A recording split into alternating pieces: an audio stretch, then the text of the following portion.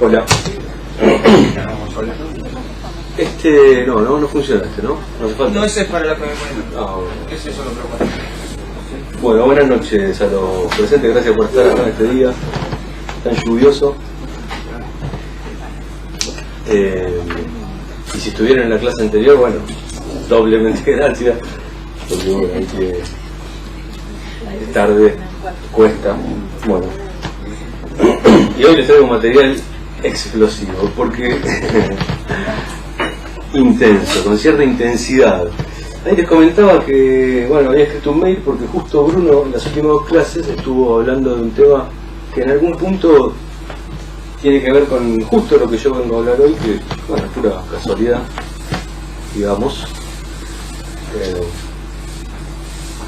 O no, lo que yo decía también que no es casualidad, como suele pasar, sino que, bueno, al estar escrito en un programa, funciona de determinada manera que va facilitando que algunos temas surjan en tiempos similares. Bueno, mi última presentación en mayo más o menos, ahí rocé un tema que tuvo buena acogida aquí, que era el tema de las fases libidinales de Freud, el desarrollo de las fases libidinales de Freud. Entonces, bueno, como tuvo buena acogida, buena respuesta de recepción, fui a investigarlo un poco más para escribirlo.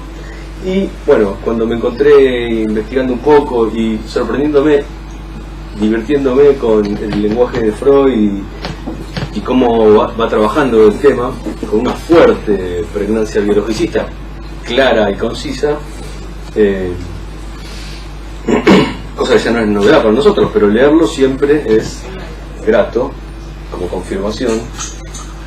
Entonces, bueno, ahí en la investigación me topé con este libro, se lo muestro a la gente que lo mira por TV, que es la mayoría, que es muy interesante todo lo que plantea. Voy a hablar sobre esto hoy. Ahí te lo leo, perdón. Se llama Estudios Clínicos en Neuropsicoanálisis, de Karen Kaplan y Mark Solms. ¿Son extranjeros? Sí, correcto. Sergio Rodríguez estaba en esto. No, esto es neuropsicoanálisis. Vamos a ver qué es. No, pero no es lo que hace Sergio Rodríguez. No, es otra cosa. Es muy interesante. Fondo de Cultura Económica edita, ¿no? En general no edita cualquier cosa, si no entiendo. No edita cualquier cosa. Fechado 1999-2000. Reciente. 2000, primera edición, año 2000. 18 años, reciente, ¿verdad? Bueno, neuropsicoanálisis. ¿Quién lo hubiera dicho? Bueno, entonces lo interesante es que del libro, ahora voy a explicar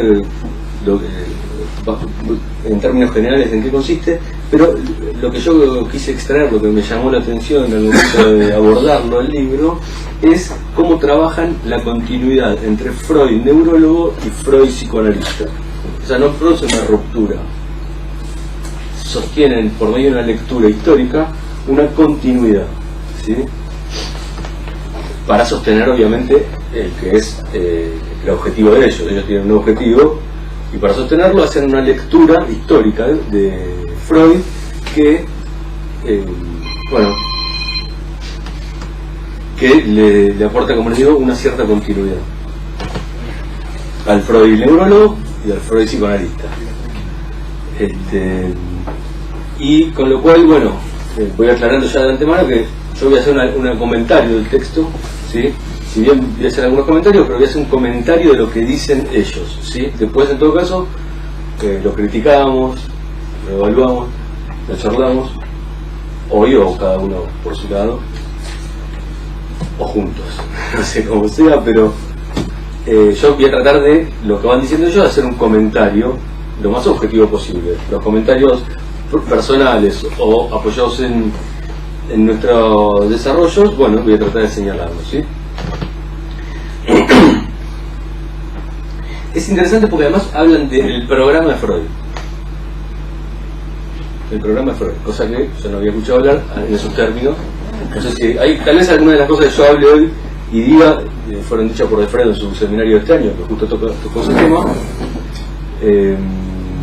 Todavía no, bueno, yo no asistí, con lo cual no sé de qué hablo. Si hay coincidencias, volvemos al principio, hablamos de un programa. Bueno, entonces, les decía que hablan del programa de Freud, cosa muy interesante. Al final se los voy a comentar después de que les presente el pequeño recorrido que ellos hacen sobre este comentario histórico de Freud. Dicen estos autores que la pretensión que tienen es modesta pero de largo alcance. Dicen, nuestra pretensión es modesta pero de largo alcance, ya que intentan esbozar los lineamientos generales del nuevo método científico. El nuevo método científico consiste en la combinatoria, la unificación de dos métodos ya existentes. Uno es el psicoanálisis de Freud. De la acá nos olvidamos por el momento. O sea, esto es solo Freud, ¿sí? Por eso al final también vamos a contrastarlo con Lacan. Pero fuerte, un libro del 2000. Sí. Haga caso omiso absolutamente de Lacan. Completamente. No, caso completamente omiso. Entonces,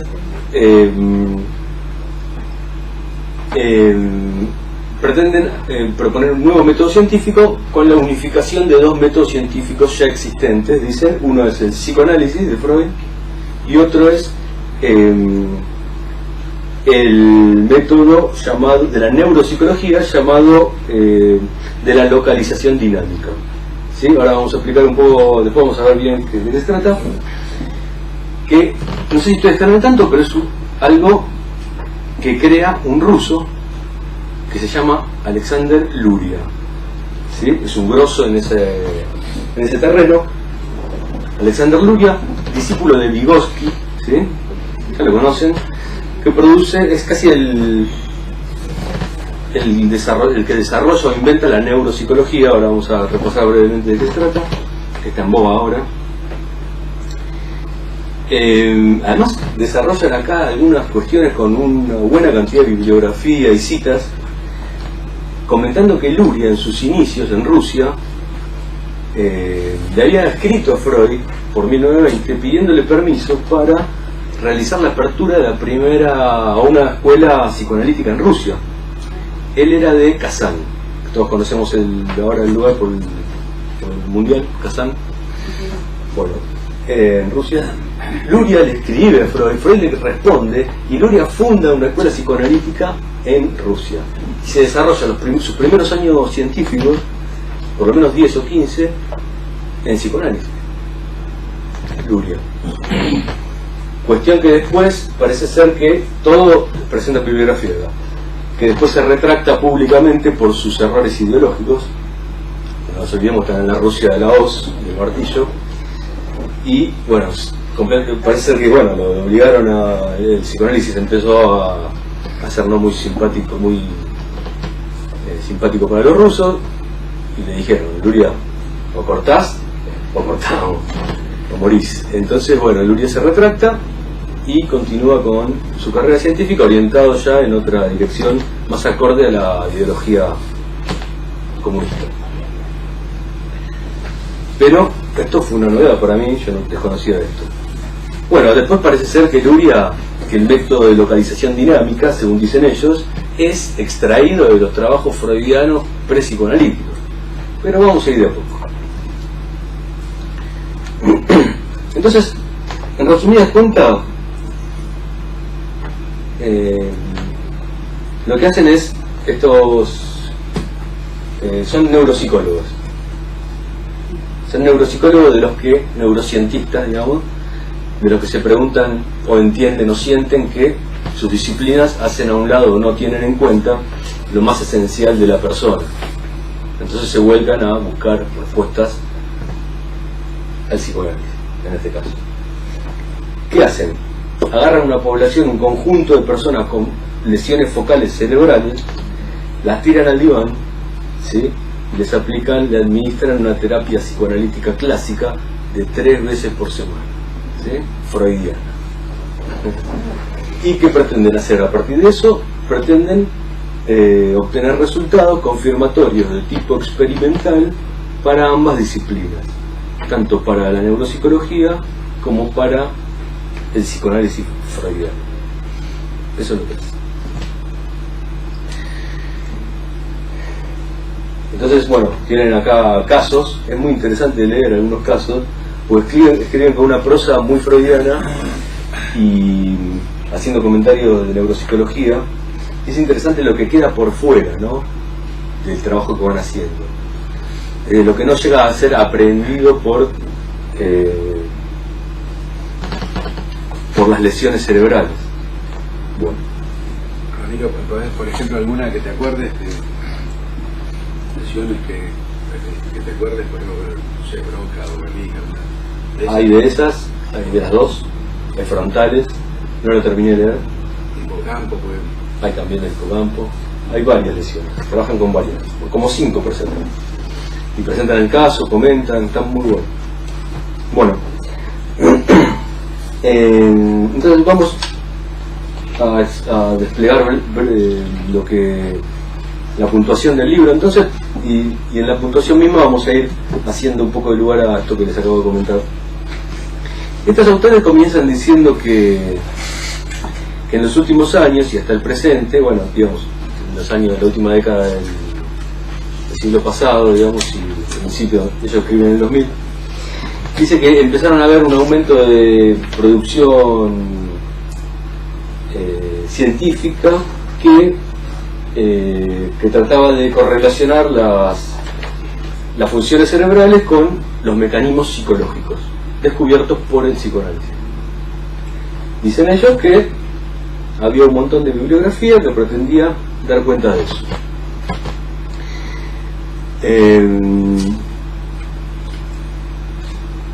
Y dicen que esos intentos de tratar de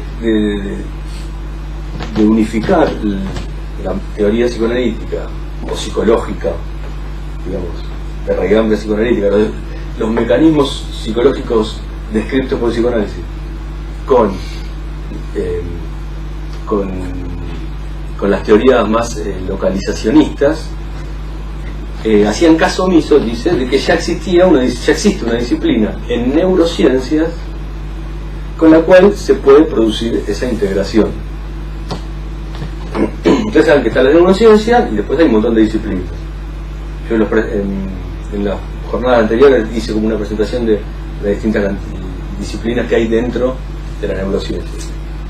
Entonces dicen que ya existe una disciplina que permite unificar esas dos teorías: la teoría de los mecanismos psicológicos psicoanalíticos o dinámicos, psicodinámicos, y la teoría anatómica cerebral.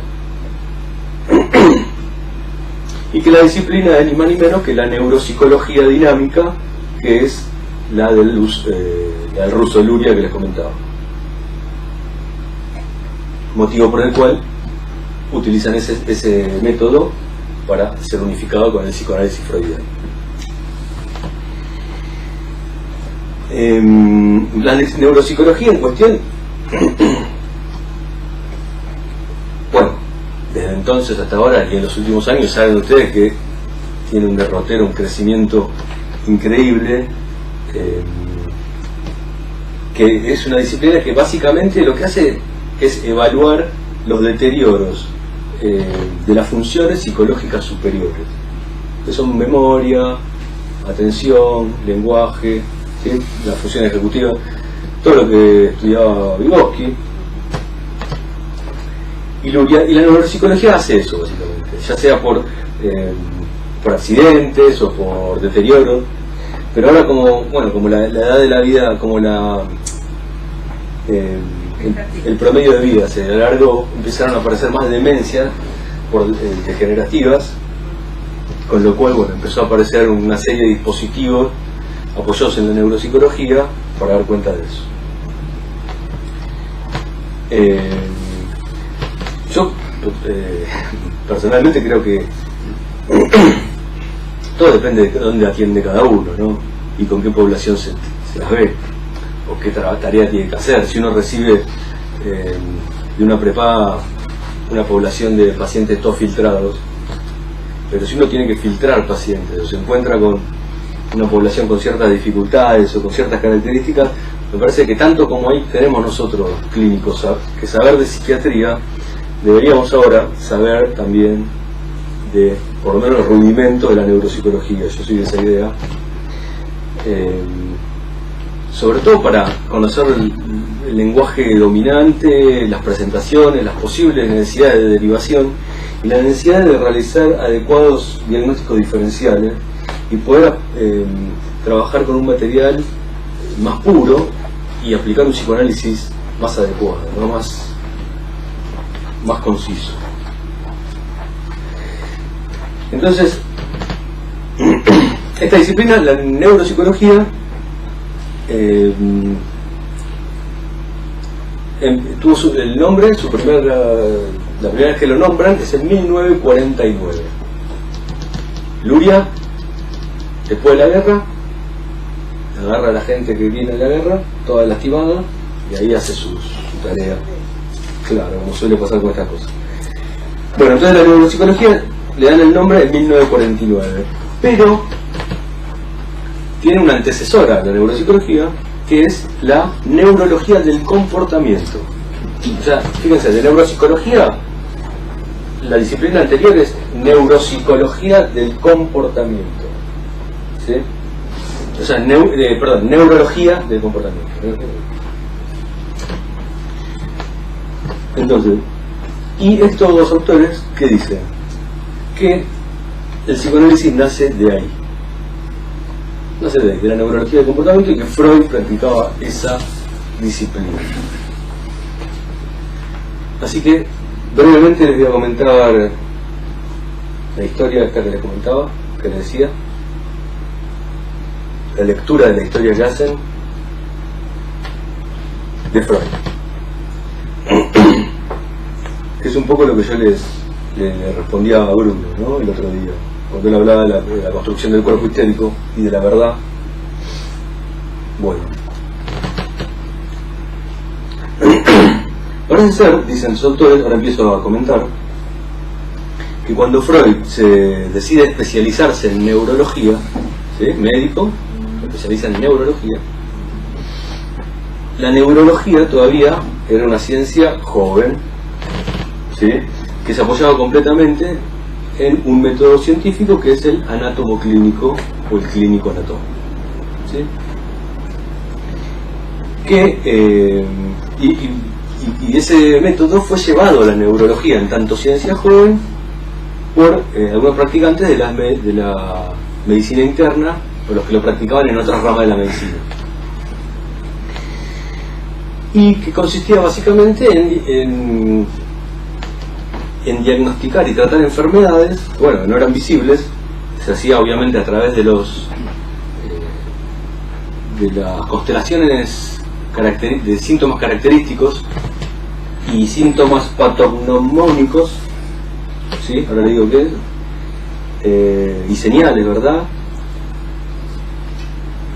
Que bueno, con el tiempo fueron produciendo un conjunto de conocimiento que permitió a los médicos poder identificar cuadros clínicos, síndromes clínicos. Y en esa época, para confirmar lo acertado del tratamiento y del diagnóstico, había que esperar la muerte del paciente. Y el patólogo le decía, ok, tenías razón. Le decía, no, te equivocaste. Imagínense ahora, tener que esperar la muerte del paciente. Bueno.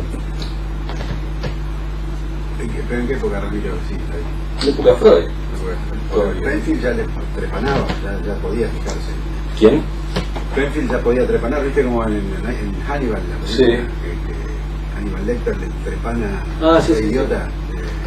Pero... y hace comer los cachitos de su cerebro como ravioles. Sí, esa parte no la vi, no lo vi a la película. Eso lo hacía Penfield, era de la manera que tenía de explorar el tema de la memoria.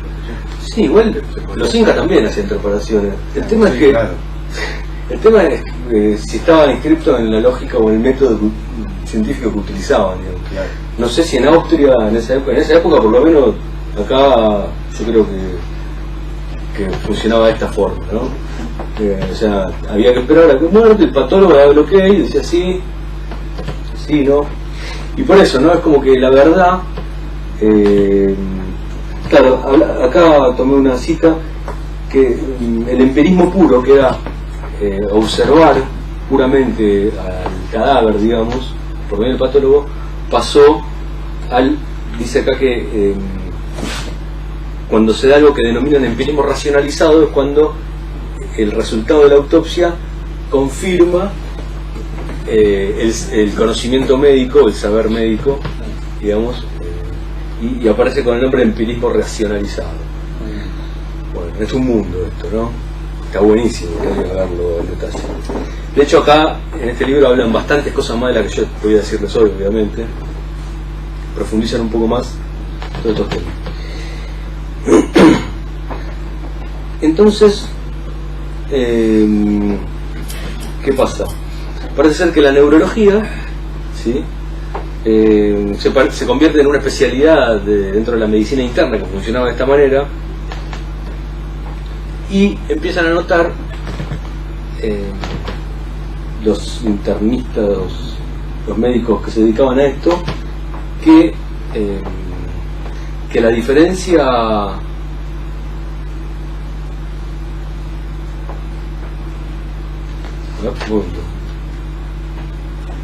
claro, que igual que cualquier otro órgano, el cerebro, notaban que de acuerdo a dónde se lesionaba, producía dificultades y síntomas distintos, pero la diferencia es que el cerebro, según ellos dicen, dañaba la personalidad, la mente de la persona.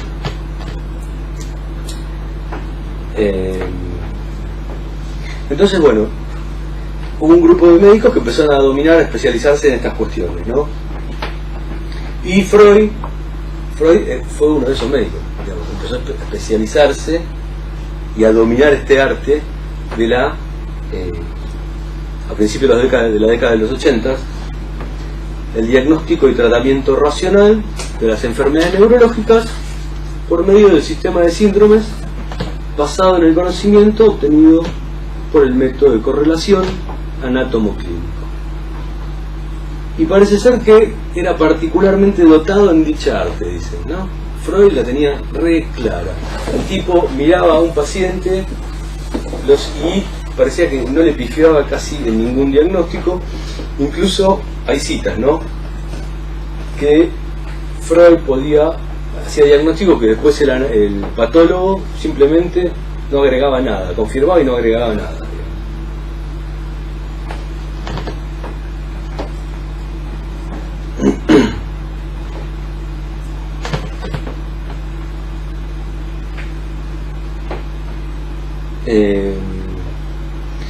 Respecto de las lesiones en el cerebro y la alteración de la mente del paciente, hay un caso que utilizan todos, casi todos, tanto como el caso Dora, pero para los neurocientistas y neuropsicólogos, que es un caso famoso de un tal Phineas Gage, no sé si lo conocen, ¿alguien? Bueno, conozcanlo porque es moneda de corriente y lo usan como un caballo de batalla. 1848, un empleado del ferrocarril en Estados Unidos. Estaba trabajando ahí y un pistón, un pituto, pero no, era un pitón, una vara de acero, le atraviesa, le entra por acá y le sale por acá, ¿no? Y vive. Eso es lo mejor de todo, que vive Phineas. Una biela. ¿Cómo? Una biela más que un pistón. Sí, era un fierro largo, que no sé qué era, no sé el nombre preciso, pero lo atraviesa como una lanza. Y le atraviesa toda la parte, tenía la entrada y la salida, o sea, era precisa la localización de la lesión, y le atraviesa toda la parte frontal. Y lo usan como caballo de batalla porque, bueno, el carácter de Phineas cambió rotundamente, ¿no? De ser un empleado de ferrocarril tranquilo se convirtió en soez y maleducado. Imaginarán qué puede ser eso. Y bueno, lo nombran todos los psicólogos, ¿no? Cuando lean cualquier libro de neurociencia van a estar por ahí, dice Phineas Gage. Bueno, 1848. Entonces, en ese momento empieza a producirse la posibilidad del localizacionismo, de la hipótesis localizacionismo, es decir, correlacionar una parte del cerebro con una función. ¿Sí? Una parte, se hace un cuadriculado del cerebro, tal parte correlaciona con tal función cerebral. El mapa tecnológico, ¿no? Eso El mismo. mapa topográfico. El mapa topográfico. Está bueno lo que dicen, porque después hay una cita de Freud que dice: el mapa, la cartografía mental que nosotros realizamos no tiene nada. Bueno, aparece Broca, aparece Wernicke. Broca localiza una parte izquierda donde, si hay lesión, no se puede hablar, aunque estén bien los aparatos fonadores. Esto lo sabemos en la facultad. Wernicke, alemán, encuentra un lugar que genera dificultad para entender el lenguaje. Todas cuestiones cerebrales, ¿verdad? Y aparece esto del mosaico cerebral, no la cartografía. Bueno. Entonces parece ser que Freud maneja rápidamente el tema del método anátomo-clínico, ¿no? En un as lo maneja rápidamente y de una manera magistral. Y a la vez encuentra sus limitaciones. Así como lo maneja, encuentra las limitaciones del método Freud. Y llega a la conclusión, dicen acá, citándolo de su autobiografía, que la neurología de su tiempo era un tonto juego de permutaciones, por esto de la localización directa. ¿No? Y a partir de ahí, bueno, se va a Francia, como todos sabemos, y le cambia la perspectiva general, cosa sabida por todos, pero no del todo explicada. ¿Qué pasa ahí con Charcot, Francia, Salpêtrière? Entonces, en esa época tenemos entonces que el método que se utilizaba en la neurología de esa época era el método anatomoclínico. Sin embargo, se utilizaba con distintos matices de acuerdo a la escuela, ¿sí? La escuela francesa y la escuela alemana. En la escuela alemana se hacía hincapié en la parte anátomo, en la anatómica del método anatomoclínico. En la ecuación, en la parte de la ecuación anatomoclínica, en la parte anatómica, ¿sí? Hacían hincapié en la parte de la anatomía. Y los hechos clínicos eran subordinados a dichos procesos fisiológicos y anatómicos. Helmholtz era de ahí. Freud se forma de ahí.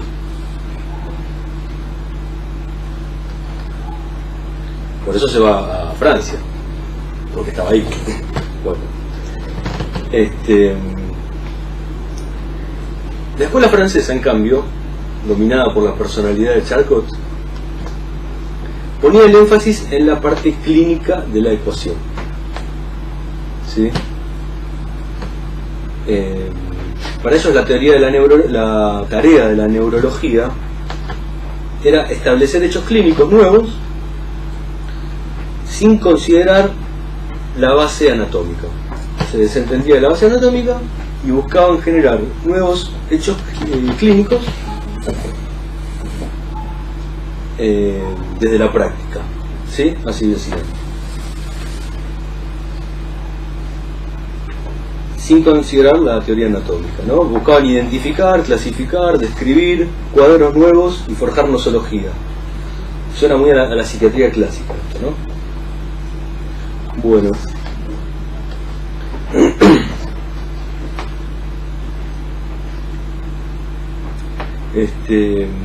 Lo que no quiere decir que no consideraban la parte anatómica, o que consideraban que no era real, o que no era necesaria. Simplemente la hacían a un lado, los franceses, y decían: vamos a centrarnos en los hechos clínicos.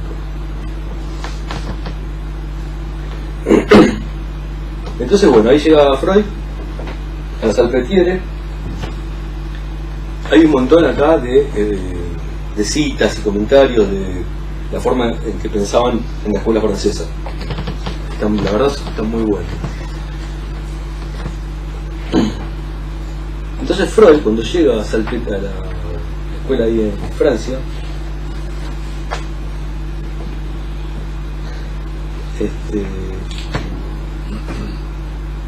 hay un cuadro muy lindo que es el que tiene Freud en su arriba del diván, si no al costado, por ahí en la casa de Freud está, que es una imagen de Charcot con una histérica así, no sé si lo tienen visto, con todos los neurólogos mirando, que se llama, es de Boulier, creo, Boulier, que representa ese momento, esos momentos, digamos, con todas las figuras importantes de la época, mirando como Charcot con una histérica en brazos, desmayándose. Muy lindo, lo tiene Freud colgado ahí. Bueno, entonces parece ser que Freud, bajo la teoría de la influencia directa de Charcot, produce un vuelco en su pericia clínica que estaba opacada por la lógica de la escuela alemana, ¿sí? Y pasa de una fisiología mecanicista a una medicina clásica, clínica, una medicina clínica.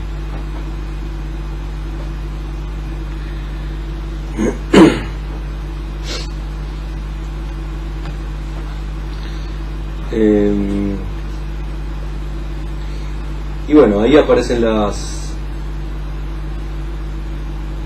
claro, con la gran mayoría de las enfermedades o de los cuadros, las dos escuelas se complementaban, ¿no? Encontraban cierto complemento, uno se ocupaba de una parte y el otro se ocupaba de otra.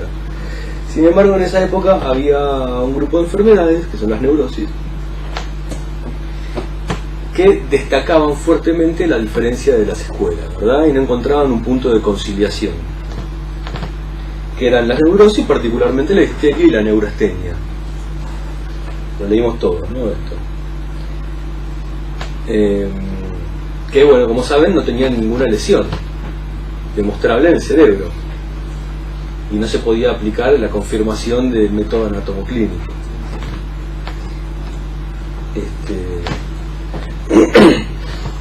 De alguna manera a Charcot no le presentaba dificultad porque él se ocupaba de la parte clínica, pero a la escuela alemana llegó a considerar que si no tenían lesión demostrable no eran de interés científico.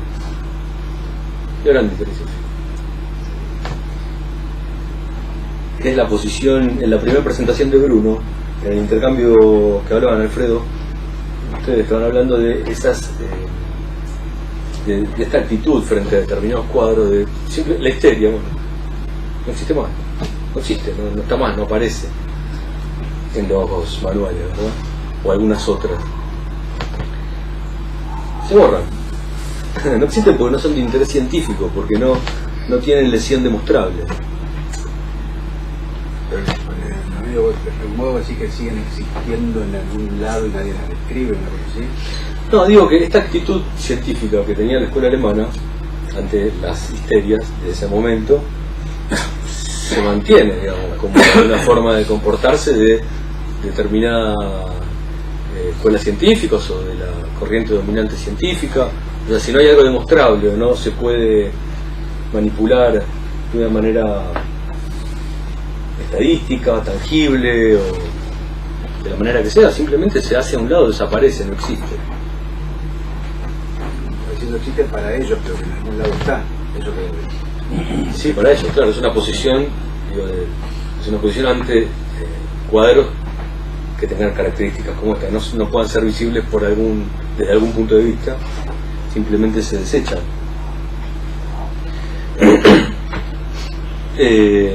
Bueno, Charcot por su parte, estamos bien de tiempo, por su parte Charcot continuó con el estudio de las neurosis durante todo el tiempo que duró, Y acá lo que dicen estos autores es que Charcot tomaba la neurosis, lejos de como...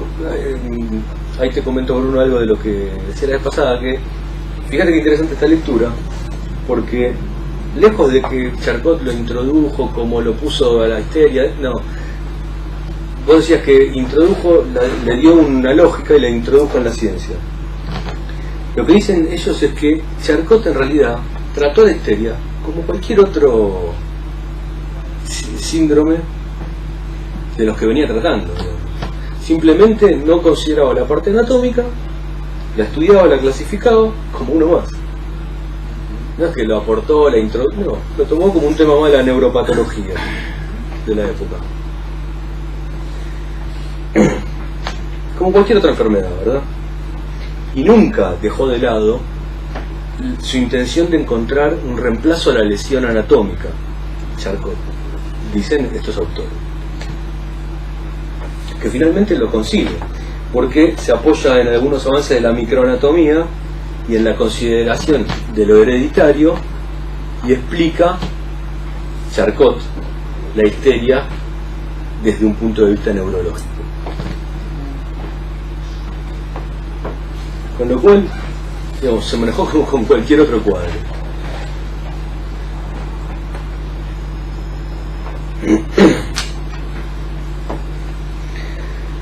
Bueno, Freud en cambio ahí se distancia, da un paso al costado, efectivamente se abre y considera que no se iba a encontrar nunca una base en la anatomía patológica de la histeria, por ejemplo, de las neurosis, y considera que la lesión tiene que ser considerada en términos funcionales, ¿verdad? Esto ya lo sabemos. O sea, de fenómenos que se daban entre los elementos anatómicos del sistema nervioso, entre los elementos del sistema nervioso. A ver si tengo la cita.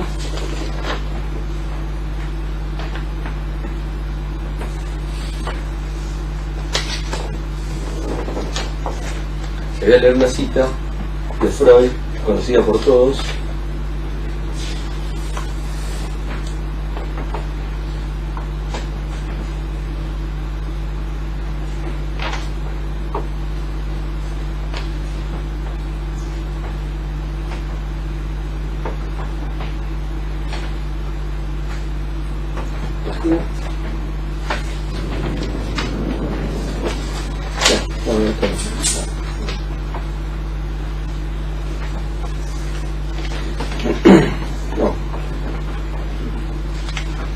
Considera que los elementos son psicológicos y están entre los elementos del sistema nervioso, entre.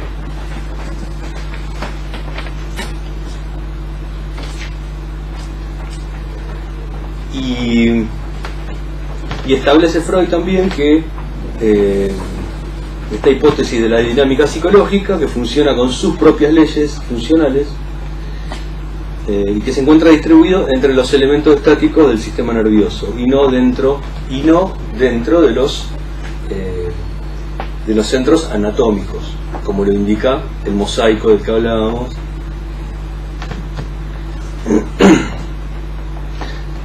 Entonces Freud dice que el método anatomoclínico es insuficiente para dar cuenta de la vida mental, y para llegar a esa conclusión se sostiene en dos observaciones.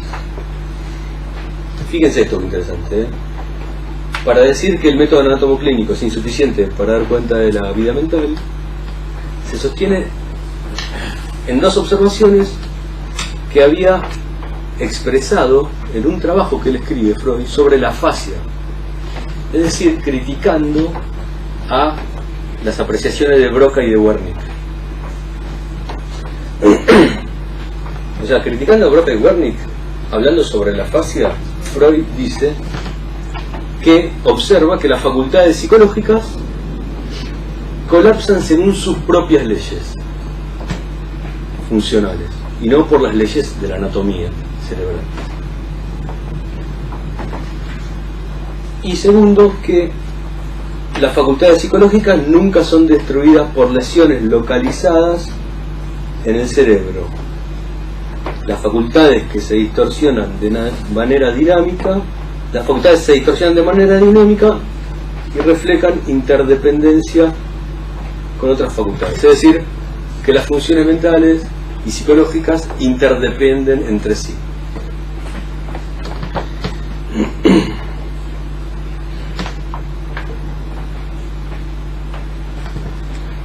Entonces,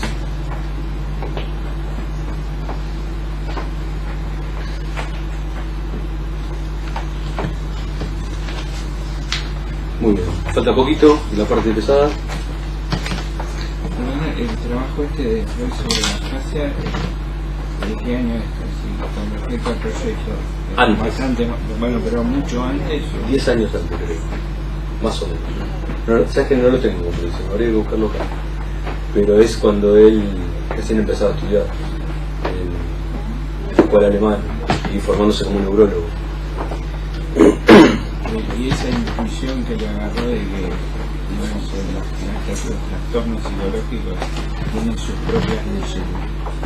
¿De dónde? Bueno, empezó a comprobarlo en sus observaciones. Un montón por el proyecto. Bueno, por eso digo, él justamente esas observaciones las hace desde su lugar de neurólogo. Y lo que hace él es rompe, lo que dicen todos estos autores es que Freud rompe con no rompe con la neurología, rompe con el método anatomoclínico. Y que más tarde, cuando apoyado por los desarrollos que hace en la escuela francesa, aplica los principios estos a la psicopatología, se produce la invención del psicoanálisis. Entre 1893 y 1900, ¿verdad? Entonces, esta cita que quería leer de la interpretación de los sueños, la conocemos todos, pero fíjense lo que dice. La interpretación de los sueños, miren cómo empieza. Voy a hacer total caso omiso, dice Freud, del hecho de que el aparato mental que nos interesa nos es conocido también en forma de una preparación anatómica. ¿Qué es una preparación anatómica? Un cerebro en una bandeja. Preparación anatómica. Miren lo que dice. Voy a hacer total caso omiso de que el hecho de que el aparato mental que nos interesa aquí también nos es conocido en forma de una preparación anatómica. Voy a hacer caso omiso. Y cuidadosamente evitaré la tentación de determinar la localidad psíquica en manera anatómica alguna. La interpretación de los sueños. Me limitaré estrictamente al terreno psicológico y propongo simplemente seguir la sugerencia de que imaginemos el instrumento que realiza nuestras funciones mentales como parecido a un microscopio compuesto o a un aparato fotográfico, bueno, entre los lentes. Pero miren cómo empieza, ¿no? Voy a hacer caso omiso, voy a evitar la tentación del preparado. Sabemos que también esto se puede pensar como preparado. Bueno. Entonces, miren lo que dicen estos neuropsicoanálisis. Dice que Freud, a su nuevo campo del psicoanálisis, lleva de su época de neurólogo, lleva casi todo. Lleva el método clínico de la escuela francesa de neurología, con énfasis especial en el estudio descriptivo de los casos clínicos individuales. Continuó explicando los fenómenos clínicos en términos de fuerzas y energías naturales, como le habían enseñado Helmholtz, está el juramento de Helmholtz, y continuó creyendo que estas fuerzas y energías eran finalmente representables como procesos físico-químicos. Continuó pensando eso, como en el proyecto de una psicología, el proyecto. Lo único que abandona Freud, es la noción localizacionista estrecha de que los procesos psicológicos se localizan concretamente en un lugar discreto del cerebro, es lo único que deja. Todo el otro lo mantiene.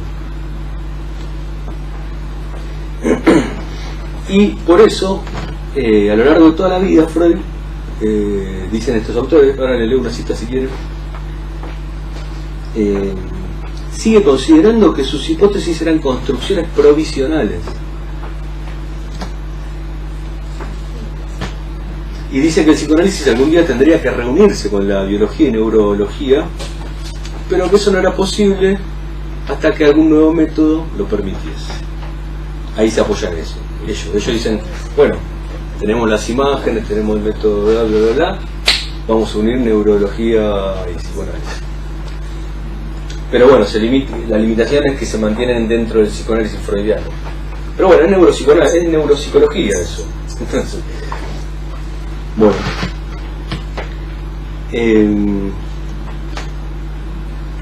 Y dice acá Solms, habla del programa de Freud. ¿Cuál es el programa de Freud? El programa de Freud consiste en cartografiar las estructuras y funciones de la mente humana, las cuales, dice así, para él se encontraban íntimamente relacionadas con la estructura del cerebro. Pero en cuanto al mapeo de estas relaciones, Freud consistentemente señaló que las ciencias de su época no disponían de las herramientas conceptuales para dicha tarea, por lo que adoptó un método puramente psicológico apoyado en la escuela francesa. Punto. Eso es lo que dicen. Dicen, Freud lo que quería era eso, pero como la época no se lo permitía, se dedicó a la parte de la psicología pura y exclusivamente, dejando librado al futuro que alguien haga esa tarea.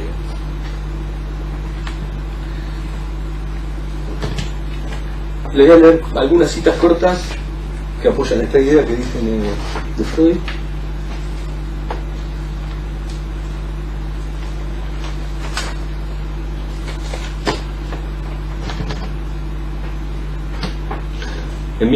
Es un libro de Freud de 1905, no sé cuál es, pero bueno, acá está en la página citada.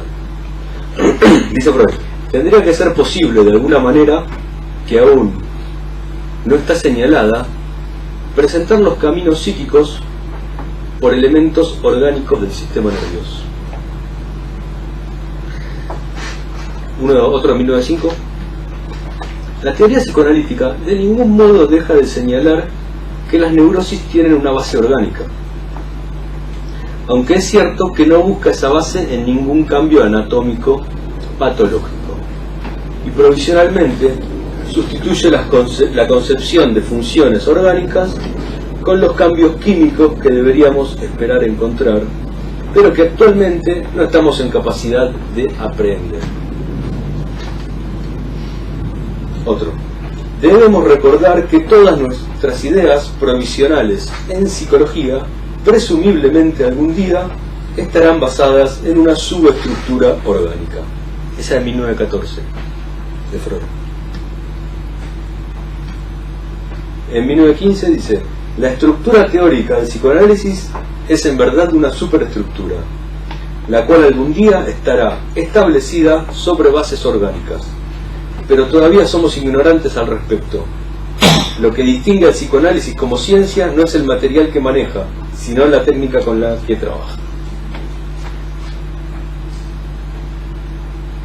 Bueno, hay dos que son bastante largas, pero con eso es suficiente. Bueno.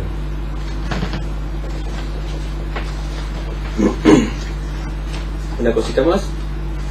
No sé si quieren hacer un comentario de todo esto. Una pregunta, no por ahí la tenés para más adelante, pero los autores están de algún modo diciendo que los métodos actuales les proveerían lo que Freud necesitaba. Sí. Pero eso está en debate. Petzkamp, por ejemplo, muchos autores, como por ejemplo el que tiró a Natalia Blasco el otro día, un autor muy piola en alemán, que se llama Marcus Keitel. Sí. que tiene un libro que se llama Yo no soy mi cerebro, cuestiona la validez de los, por ejemplo, el PET scan de los tomografías computadas. Dice que, por ejemplo, que solo pueden detectar el flujo sanguíneo, que no es mucho, parece mucho, pero no es mucho para decir, bueno, yo sé lo que está pensando. Completamente. Entonces, si hay ahí algún tipo de cuestionamiento de los métodos actuales, que parecería que son muy sofisticados, pero... Y más que nada lo que yo noté es que ellos ubican con precisión, con máxima precisión, los lugares de las lesiones. Porque en general trabajan, como te decía, con todas personas lesionadas, viste, con accidentes. O sea, uno que tiene una lesión muy interna, ubican bien con precisión dónde está lesionada, y con el conocimiento que tienen, bueno, o sea, la teoría que hay sobre las funciones psicológicas y el método de Luria, que es de localización dinámica. O sea, si antes decía que Broca editaba el lenguaje, Luria dice, para que se dé el lenguaje, pasa por Broca y pasa por distintas zonas y funciones y arroja la posibilidad del lenguaje, con lo cual trabajar otras áreas, de acuerdo a la lesión, pero trabajar otras áreas permite restablecer en parte o reemplazar la lesión. Antes decía, si está roto acá, está roto, no. Luria dice, no es solo acá. Para el habla participan estas y un conjunto, una red de lugares. Entonces ellos se ocupan, usan estas imágenes para dar cuenta de la lesión. Y en función de eso, bueno, es teoría, como siempre. No es otra cosa. Sí. Y es interesante porque Luria, lo último que dijo es, muchachos, hasta acá escribí sobre memoria, atención, función ejecutiva, bla, bla, bla. Pero las funciones, la emoción y las funciones superiores se lo dejo a otro. Porque yo no voy a llegar, dijo. Lo que hacen siempre, la emoción y las funciones superiores humanas, que lo trabaje otro, porque yo no me voy a meter a decir eso.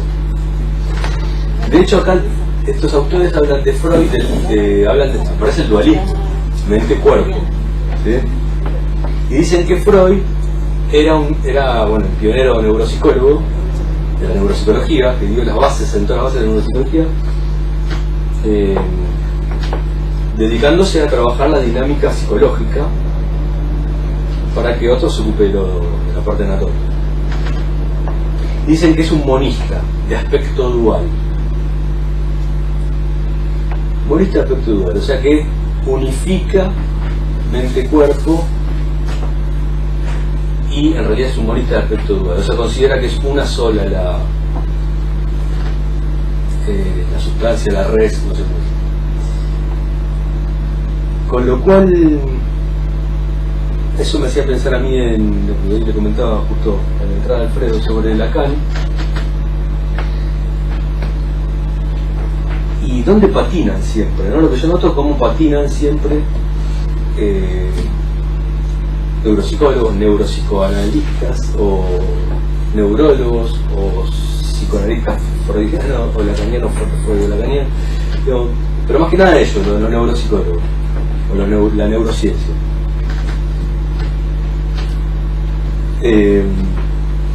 Y Lacan plantea un tercer nivel, ¿no? Me parece que la deconstrucción cartesiana que hace Lacan, lo más consistente, se apoya en, siempre aparece el tercero, ¿no? Bueno, la sustancia gozante, y el otro es un lugar, ¿no? Es un lugar. Cuando volví a leer a Freud diciendo es entre los espacios, yo pensaba en la afirmación de Lacan diciendo es un lugar.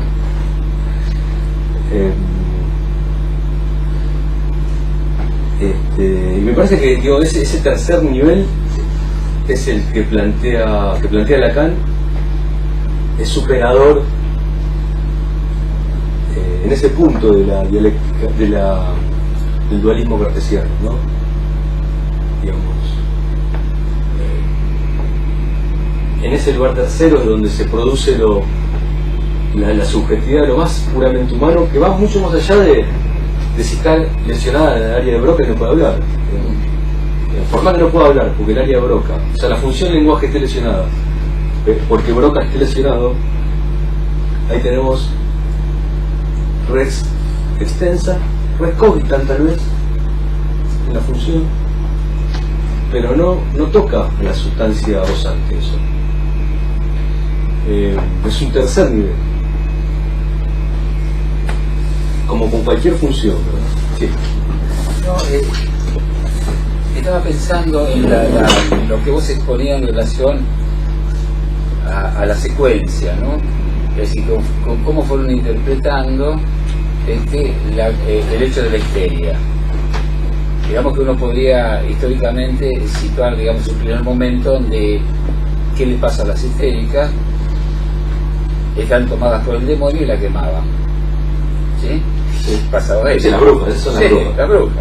Esas son brujas. Después, sí, bueno, pero esas son brujas para el momento histórico del que se trataba. Sí. Después te digo. ¿No? Sí. Pasado ese momento, dicen, no, hay algo que deben tener en el cerebro. Sí. Más o menos así, digamos, como no lo encuentran nada, dirá, es funcional. Y se abandona esta cosa, como vos explicaste bien, esta cuestión, digamos, de recurrir al orgánico, ¿sí? Y en reemplazo de ese recurrir al orgánico aparece, digamos, un momento me parece que de ruptura muy importante, que es el hecho de que lo que le pasa a una histérica se debe a un acontecimiento. Ha pasado algo en la vida de esta persona en un determinado momento, y después esto se rompe a su vez, diciendo que ese acontecimiento en realidad no existió o existió de otra manera y es producto de la fantasía. Es decir, ese momento de ruptura es importantísimo, pero de todos modos, como vos leías bien en esa cita, Freud nunca abandonó la cuestión orgánica y por lo tanto energética. O sea que es importante ver que están cabalgando en esa dualidad que es energía por un lado y hermenéutica por el otro, como dice Riquet, ¿no? Es decir, las dos vías, digamos, en que se apoya la elaboración freudiana. No, simplemente quería decir esta cuestión, el momento de ruptura me parece importante, es cuando dicen, no, en el cerebro no le encontramos nada, y van a decir es funcional. Ahora los médicos dicen es funcional, cuando no saben lo que es, y es funcional, señora. Sí. Es lo mismo que decir, no sé, es así. Sí. Claro, es lo mismo. Y entonces dicen, no, momento, no es que no sabemos lo que es, ha habido un acontecimiento, y después viene la cuestión de la fantasía. Mira esto, mira lo que dice Freud también, buenísimo. Pero antes que decía, pero entonces, ¿cuál es la síntesis ahí, Norbert, ¿En qué sentido? de tu comentario? No, porque marcar el hecho de que en un momento dado, digamos, en los hechos hubo una ruptura, que es el abandono, ¿no es cierto?, de ir a buscar en la cuestión cerebral aquello que le pasaba a la histérica, porque no le encuentran nada, entonces conjeturan y dicen y empieza a elaborar. Acá ha pasado algo, ya en la infancia, en lo que fue, ha habido un acontecimiento que hace que ahora se exprese en su retorno, digamos, de la forma en que lo expresa la histérica. El papá le pegó un bife, no sé, lo que fuere, ¿no? Y después van a decir, no, ese acontecimiento en realidad fue efecto de una fantasía, fue una fantasía. Pero igual hipotetizan un elemento causal. Claro, Freud, pero lo importante es Sí, pero eso es Freud. Freud, sí, eso era de Freud, ¿no? Bueno, eso nada más marcar, que me parece muy importante, ese momento de ruptura. No es lo mismo poner la cuestión en la cosa orgánica cerebral a decir hay un acontecimiento. Por más que en principio... Una cosita que te dejo, ¿puede ser? ¿Vos querías decirlo? ¿No? Pensé que querías decirlo, mirá. Dice Freud, esto es buenísimo porque, fíjate, mira lo que dice Freud. La topografía psíquica que he desarrollado no tiene nada que ver con la anatomía del cerebro. Y realmente solo la toca en un punto. ¿Tiene que ver? ¿En qué punto la toca? Mira, el punto. En la cita dice abajo. Esto se refiere a las modalidades sensoriales primarias de la conciencia, el sistema perceptivo consciente, el cual Freud siempre localizó en la corteza cerebral. Por ejemplo, ver una cita de 1920. A partir de esta monografía sobre la fascia, Freud sostuvo que únicamente las funciones de la corteza unimodal iniciales, que él describió como piedra angular del aparato del habla, eran localizadas. Bueno. lo que dice Freud es: la topografía psíquica que desarrolle no tiene nada que ver con el cerebro, salvo a ese punto Lacan lo llama, es un diagnóstico magnífico que nunca nadie utilizó y lo llama prejuicio paralelista, la percepción conciencia. Lo que dice Freud junta algo que es de una índole con otra cosa que es de otra índole, a ese punto. ¿Podría decir algo de la metáfora freudiana? Sí, porque me parece crucial. La cita es... Yo me dedico toda 30 años a discutir con freudianos, que es como discutir con Dios o comunistas. Fundamentalmente lo mismo, porque siempre encontrás que te dicen lo mismo, el mismo argumento. Entonces, cuando uno dice que Freud es biologicista, usan esta cita, exactamente esta cita, pero yo le propongo trabajarla porque el problema con las citas es que no se las trabaja, o sea, no se piensa nada. Freud dice que es como un microscopio o un telescopio, ese es el tema. Entonces hagamos, es lo mismo para Freud, es el mismo aparato. La diferencia está si ponen el ojito acá, es telescopio. Si ponen el ojito acá, es microscopio. Pongamos el ojito acá. Acá está el portaobjetos. Y acá está la solución. Puesta sobre el portaobjetos. El ojito acá, ¿qué ve? Ve los bichitos. ¿Dónde ve los bichitos? Ve los bichitos por acá. Entonces lo que Freud dice es que funciona como funcionan estos aparatos ópticos. O sea que el bichito que se ve acá no es ni el vidrio este, ni el vidrio este, que hace falta dos vidrios, sino sería lupa. Hace falta dos vidrios con movimiento, ni tampoco es esto que está acá. Pero observen ustedes que es propio el funcionamiento del aparato. No es que Freud lo pone afuera del sistema nervioso central. Es propio.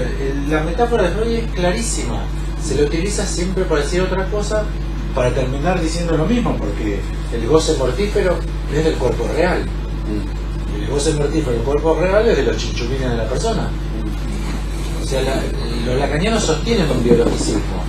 Pero cuando uno critica a Freud por biologicista, utilizan esta famosísima cita de la interpretación de los sueños, pero no se la interpreta, porque lo que Freud está diciendo es que está adentro del sistema nervioso central. Lo que pasa es que lo que aparece, el bichito así como el bichito gordito y el bichito agujereadito, que son los tres bichitos que están acá, que no se pueden ver, no sé si ustedes hicieron el experimento ese. Sacar el ojo y ver. No se ve el bichito, pero además que no se ve el bichito, uno se da cuenta que uno veía el bichito por acá y que la solución fisiológica está por acá. Eso es muy interesante darse cuenta.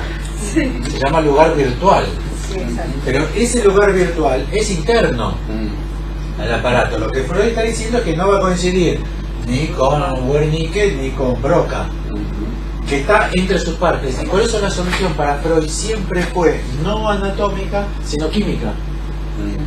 O sea, pequeños elementos químicos que, bueno, la química del momento de Freud no permitía, pero esa química está entre el cerebelo, el hipotálamo, la corteza, es interno.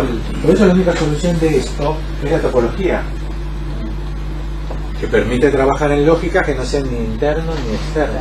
Es la verdadera solución. La solución freudiana no es nada más que un cambio de enfoque, una fuerte pata en la clínica, y con un rechazo a la localización que en realidad es pobrísima. No solamente es pobrísima por lo que él dijo, que ya hoy todo el mundo lo sabe, y es que nunca una zona determina para todos los casos la pérdida o la dificultad de una función. Porque vos encontrás un tipo con un agujero acá y no habla. Pero ese no es el problema. El problema es que te encontrás con 300 pacientes que tampoco hablan y no tienen ningún agujero acá. Entonces cae la explicación de que esta zona es la que rige, por lo cual tienen que admitir que hay una interrelación de elementos. Esa interrelación de elementos que rompe con lo local igualmente es interno al cerebro. Freud nunca salió del interno del cerebro, jamás. Sí. Está bueno por eso como lo plantean, que todo el trabajo en psicología que hizo, que llamó psicoanálisis, digamos, era como sin salir de lo que venía planteando de su trabajo de neurólogo, ¿no? Se dedicó a eso porque entendía que no había otra... Con la sutileza que va a la química. Con la sutileza que va a la química. Y me parece que ahí, pensándolo así, se destaca y resalta mucho el trabajo de Lacan, lo que hace. O sea, se produce una diferencia radical, ¿no?, entre la teoría de Lacan y la clínica que genera. Claro, pero eso está perdido, porque los que hacen topología con Lacan,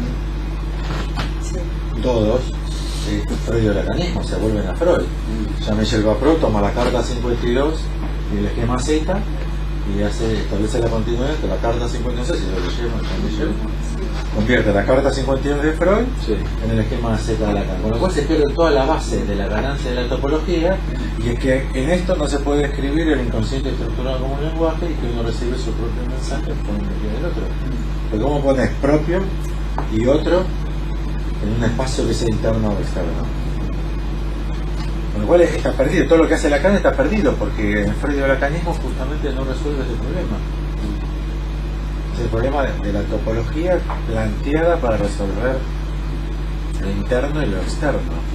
Bueno, igual en este caso el objeto no es, o sea, es interno, pero no es interno, ¿no? Pero es la vaca que veo con los ojos. Es percepción conciencia. Yo veo la vaca con los ojos, que sí que hay como una vaca dentro mío, y esa vaca no coincidirá con nada, como localización estricta en el cerebro. Pero lo que yo veo, yo lo veo. Ese es el engaño freudiano. Y después tiene que hacer una explicación así para explicar la sugestión. Después, ¿cómo así? Te voy a ver el código, uy, la puta que lo parió, ¿cómo me duele el código? ¿Cómo lo explicas?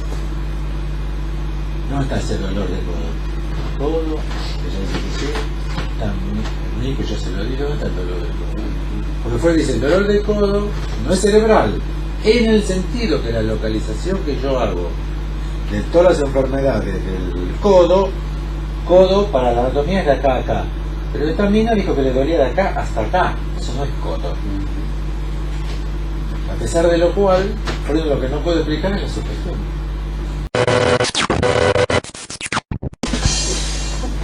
Bueno, entonces a mí lo que me generaba esto último que decía,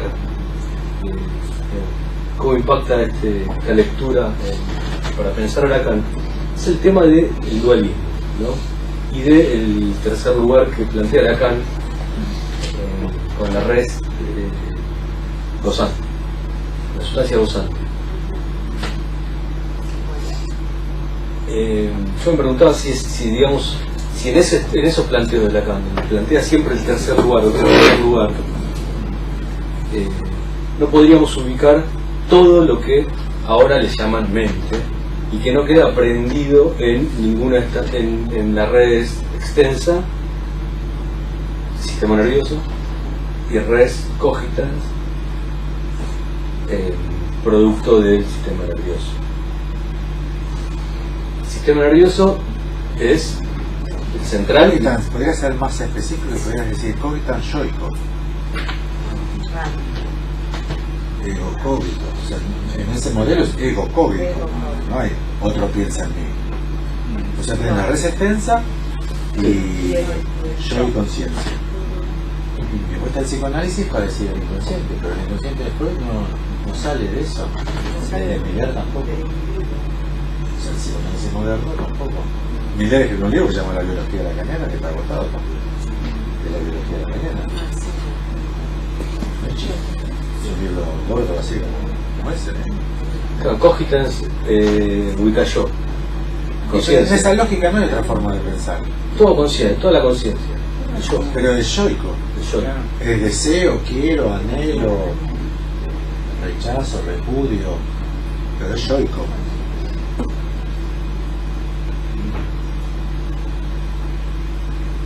El dualismo cartesiano es entre el yo y la carne. Y ahí es el psicoanálisis el que viene a romper el inconsciente, pero no lo rompe verdaderamente hasta la carne. Porque ese tercer lugar que vos decís, no sé si vale tanto por tercero, sumar 3, en realidad con Lacan hay que estar preparado siempre para lograr 4, sino que ese lugar tercero no es ni interno ni externo. Eso me parece que es la clave, que requiere una espacialidad que no sea ni interno ni externo. Sí, pero es humano. ¿Eh? Pero es humano. Es significante. Claro. La otra vez había surgido ese tema. Antes que lo diga antes que los dueños vengan con la inteligencia artificial, que no sepa dónde va. Es significante, porque el humano quizás dentro de unos años más ya no nos falta más cuerpos sensibles y que eso siga su propio curso, imposible de predecir. Caótico total. Hoy me decía alguien que los hijos de acá adelante, ponerle alguien de 30 que tiene hijos ahora, ya no van a aprender a manejar, porque no va a haber más conductores. Los autos van a ver como ruta, alguien del sistema, ruta, ya están pensando y están diciendo eso, que de acá en 30 años nadie maneja más, o en forma masiva, digamos, los autos van a ir solos, te van a llevar, o sea, como si llamas a un servicio de auto, viene solo, te lleva. Yo creo que ya hay así. Y las huelgas, Y no van a estar ¿quién va a hacer escuchando huelga? ¿Cómo va a hacer la huelga? El gobierno no puede decir, claro, porque no es medio de transporte, nadie puede trabajar, porque los coches tendrían que adherir a las huelgas. Sí, pero ojo con esa, porque esa idea, viste, es un poco la que está ahí en lo que estás comentando del libro, viste, que el avance tecnológico que va a ocurrir y es lo que va a garantizar el cambio. Y todos los argumentos esos de tomografía, de la resonancia magnética, no son así como no ven ningún pensamiento, no saben nada, solo pueden identificar el flujo de sangre que se concentra en un lugar y nada más. Y ahí inventan, básicamente. Sí, bueno, pero eso tiene, Inventa. ese discurso tiene un poder. Inventan con prejuicios. Sí, Claro. bueno, claro. Pero perdóname, Que es amor, que es felicidad, que es avaricia, que es Primero que existe todo terrorista. eso, claro. Primero Es que nada, supone que existe todo eso, lo primero que pasa es Que son prejuicios. Claro, Claro. Por eso, viste, cuando uno, estos argumentos de sí, va a haber autos, después no hay. Yo me acuerdo de la serie UFO. ¿Te acuerdas? Había unos autos de las series de 1980, había autos que flotaban en tipo hovercraft, flotando en el aire. No, perdón, transcurría en 1980 y era el futuro en 1980. Estamos en 2020 y los otros siguen estando con el hambre. Eso tampoco ocurre, porque la dinámica del capitalismo hace que no ocurra, porque te pegan mucha guita, el petróleo y todo eso. Pero ahí caíste en la misma trampa. ¿Qué fue? Que vos calculás que sabes que va a pasar en 30 años porque el capitalismo mueve las alianzas. Y Lo verdadero es que no se sabe qué carajo va a suceder en 30 años. Y ese es el no hay otro de no sabes. no, yo no lo sé, pero puedo inferir bastante. Y bueno, otros inferirán otra cosa y serán inferencias. Considerando este argumento, el que la tecnología te va a iniciar un campo. Que en realidad vos lo ves hoy. No, él dijo hay. solamente que no van a aprender a manejar porque los coches se van a manejar solos y me parece razonable. Tampoco hay tipos poniendo letras en los diarios, no hay linotipistas. Linotipistas, no hay. Yo tuve una paciente que su padre era linotipista. Que quería seguir siendo. Fue. Camino de tecnología y camino de tecnología. Y de hecho podría suceder lo mismo con los libros. Ustedes han viajado últimamente. En un aeropuerto de 100 vuelos por hora, donde hay miles de personas, los libros. Recorres así todas las salas de espera, todos los bares, todos los baños. Yo lo hago, 2 libros, 3 libros. Entonces la tecnología cambia. No sabemos si va a desaparecer el libro, pero digo, las tecnologías cambian. Y podría ser que venga Tesla y venga con los coches sin conductor. Sí, seguro. De hecho los aviones no los maneja El nadie. pronóstico de Freud no se Ustedes saben que los aviones no los maneja nadie, ¿no? Sí, Hay 2 pelotudos ahí sentados controlan el instrumental. ¿Qué controla? ¿Están durmiendo en la siesta o jodiendo más que cada vez que hay un avión que se cae, ponen la grabación, está todo jodido. Si no maneja nadie, ninguno maneja nada, está todo manejado por máquinas. Los aviones no lo maneja nadie. Pero ese es el pronóstico de Freud. El pronóstico de Freud, que dice, no, sí, porque va a haber un día en que vamos a tener, y ellos dicen, ahora lo tenemos. Así es el tema. Eso seguro. Eso es falso.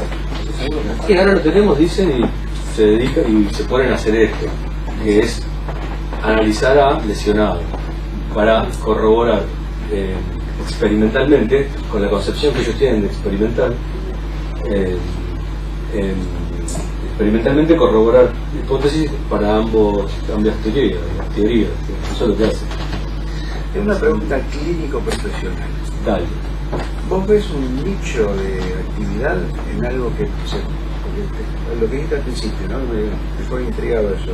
Un nicho de actividad profesional en usar Lacan con algo de... No, lo que yo noto, no sé qué hacer. está buenísimo lo que tu pregunta, porque quería justo decir eso. Lo que yo noto es que Lacan habilita el trabajo sobre lo más puro de lo que ahora llaman la mente, es decir, lo más humano, el inconsciente, pero en Lacan, o sea, el trabajo de Lacan permite hacer como limpiar completamente de todo de todo lo que plantean estos, por ejemplo, doctores o los neuropsicólogos, neurocientistas, donde se confunden, tropiezan y encuentran siempre un entrevero, como decía Freud, pensando las cosas entre los elementos cerebrales, ¿no? Por eso hablaba del sistema nervioso yo recién. Porque de repente, no sé si a ustedes, ya le digo, pero te cae un día uno, paciente, que se drogó 20 años con de todo, y Maradona es un poroto, ¿no? Tiene una lesión cerebral clara que le produce una dificultad que es tangible. Una vez a mí me tocó, hace 10 años, ir a visitar, me llamó por teléfono buscaba un psicoanalista, un paciente que había sido operado de tumor cerebral y que estaba en la casa, quería un psicoanalista. Tenía un montón de problemas, ¿no? Como hipotenía, que estaban asentados en el tejido. Sin embargo, bueno, digamos, desde la teoría de Lacan me parece que se puede trabajar justamente lo que no tiene nada que ver con eso, de una manera pura. Esto es como los veganos. Un vegano de fantasía, que el día que le toca tener un tumor pide a gritos la quimio. ¿Me entendés? O sea, la quimio, si está el tumor, dame la quimio. Un ayurvédico, ¿no? Bueno, lo que sea, vos me entendés. Una ayurveda o lo que sea, el día que le tocó, viste ya. Un testigo de Jehová. No son bravos. Eso se la banca. Se la baja, mueren como Eso es bueno. Sí. Pero bueno, es una cosa muy aparte, muy especial. Yo no sé, habría que ver, ¿no? Pero tú te preguntaste, ¿el nicho que vos identificarías habría un nicho o estaría medio disperso? Me hace pensar en el psicoanálisis como una disciplina, hoy lo pensaba mientras venía, creo, que habría que definirla como transversal completamente de las ciencias clínicas humanas. O sea, una preparación en psicoanálisis de Lacan te habilita a posicionarte adecuadamente ante una persona. Humildemente, tenés que aceptar el Big Bang del lenguaje del otro. Sí, No lo logramos, ¿no? sí. Tenés que admitir un Big Bang del lenguaje del otro, si no, no lo lográs. El psicoanálisis no está.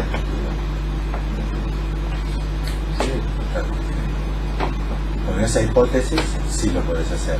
Entonces, en vez de un paciente tenés material, y se trata de leer el material. Y si hay una papa de este tamaño en el cerebro, igual trabajar con el material. Igual.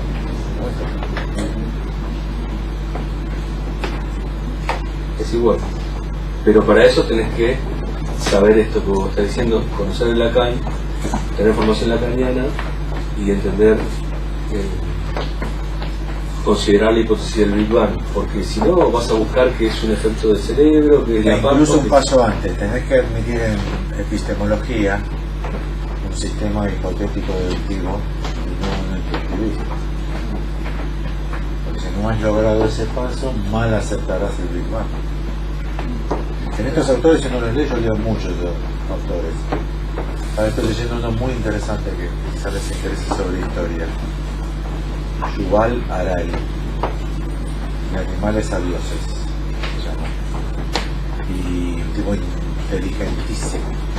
Y pone que el Homo sapiens, el corte, toda la historia, desde antes del Neandertal hasta ahora, en un libro.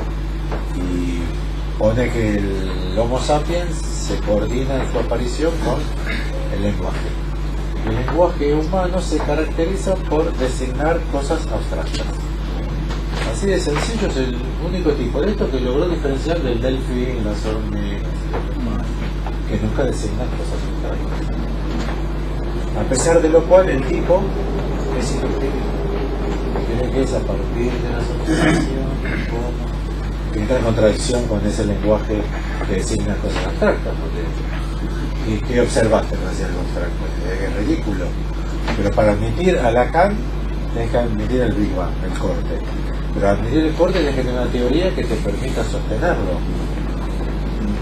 Una teoría, una epistemología que te permita sostener el corte. Y para eso tienes que cortar con el empirismo o el realismo ingenuo, que la disciplina que más lo sostiene en el universo es el psicoanálisis. La disciplina más empírica que yo conozco en el reino de esta galaxia es el psicoanálisis, porque el psicoanálisis surge de la experiencia clínica y el psicoanalista surge de su análisis. Jamás en ninguna disciplina te va a decir eso. Es una fe militante en un realismo ingenuo. Con lo cual el psicoanalista está muerto, jamás accederá al Big Bang del lenguaje ni a una epistemología como la de Lacan. Por eso Lacan critica tanto la hipótesis non fingo de Newton y trabaja cuál es su hipótesis, exactamente igual. Freud cree que sale de parte de observación. Eso no es un poco aterrador, no es aterrador. Sí, en el sentido de lo que él dice, que si no se acepta el pack del lenguaje, el tema de la abstracción, bla, bla, bla, y que el psicoanálisis es muy empirista, da la impresión de que no sé. Es terrorífico para el destino del psicoanálisis. Sí, Para eso. Para nosotros no, nos podemos divertir muchísimo, me parece que nuestra herramienta es mucho más potente. El liberar el prejuicio, no tiene que haber sucedido nada. pero no es como una ola que una especie de tsunami, yo me imagino eso, un tsunami empirista, individualista, nihilista, es como que Bueno, para eso, esto es lo único que te da flotabilidad. Lo único que te da flotabilidad es poder salir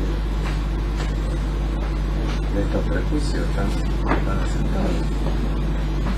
Ahora, tranquilos, cualquier actividad científica, no profesor, investigador, cualquier actividad científica va en contra del tsunami del sentido común.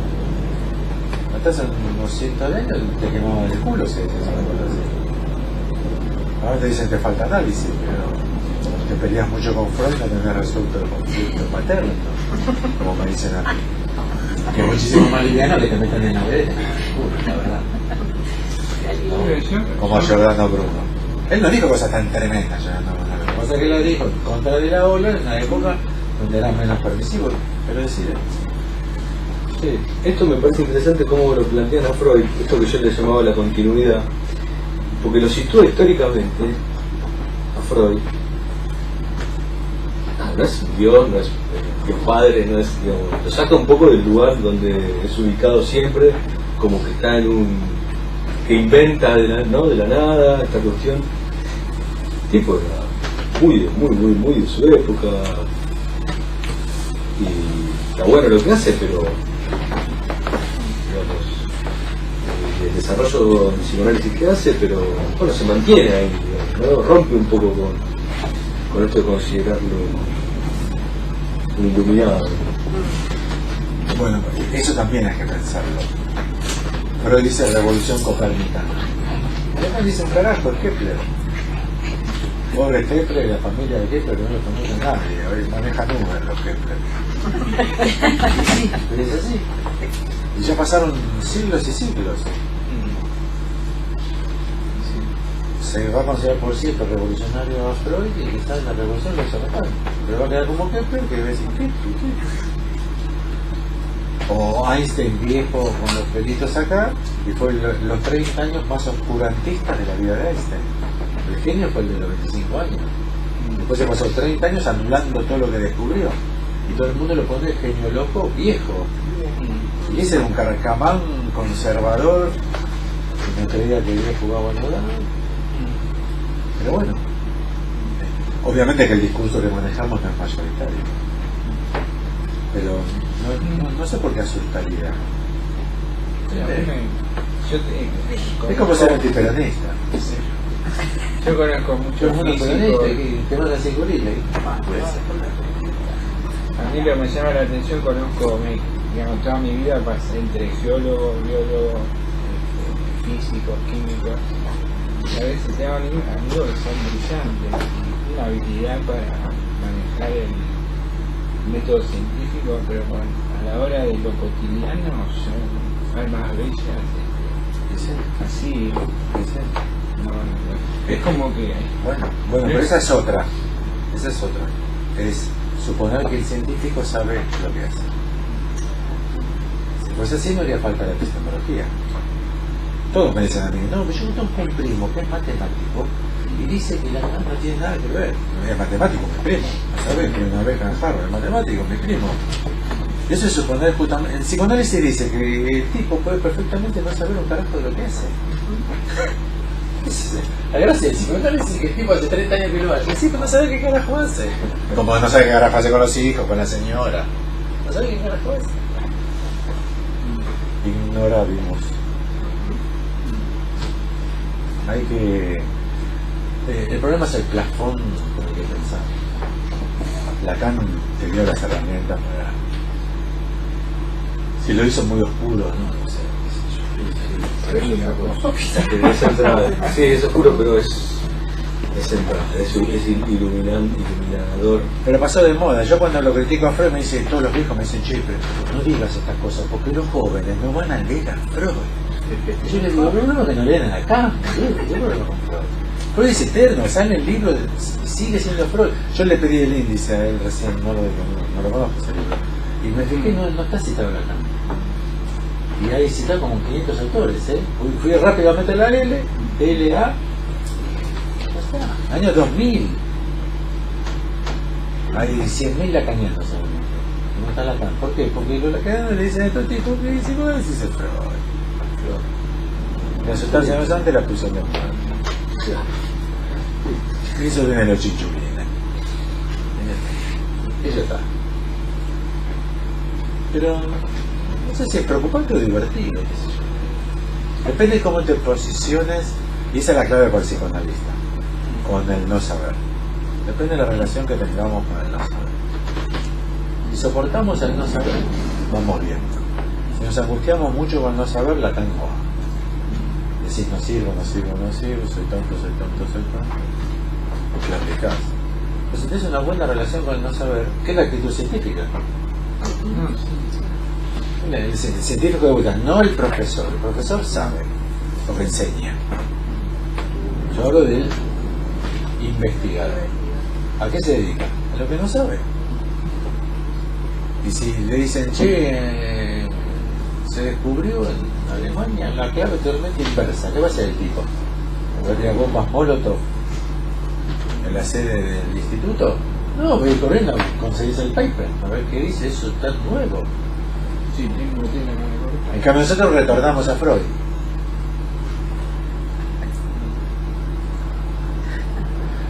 Retornamos a Lacan, podemos retornar a Mahoma. Y sí, los retornos son a Mahoma, y sí, pero no le digo ni de mío. Es actitud religiosa esa. Psicoanálisis religioso. Por eso es preocupante en función de cómo te lleves con el ignorabimus, que Lacan lo llama la nesciencia del analista. Pero es el científico parte de la idea de que no sabemos. Y lo que decimos hoy es hipótesis, como siempre hace recordar el dueño. todo es hipótesis. Nunca hemos pasado de hipótesis. Hipótesis altamente contrastadas que dan la idea de que vale la pena seguir. Pero nadie sabe si mañana va a aparecer otro que te desbarate todo. El cisne negro se llama eso. Nunca se sabe, los cisnes son blancos, las pelotas son blancos. Hasta ahora parece que son blancos. Pero apareció el cisne negro. Por supuesto. Sí, claro que aparece.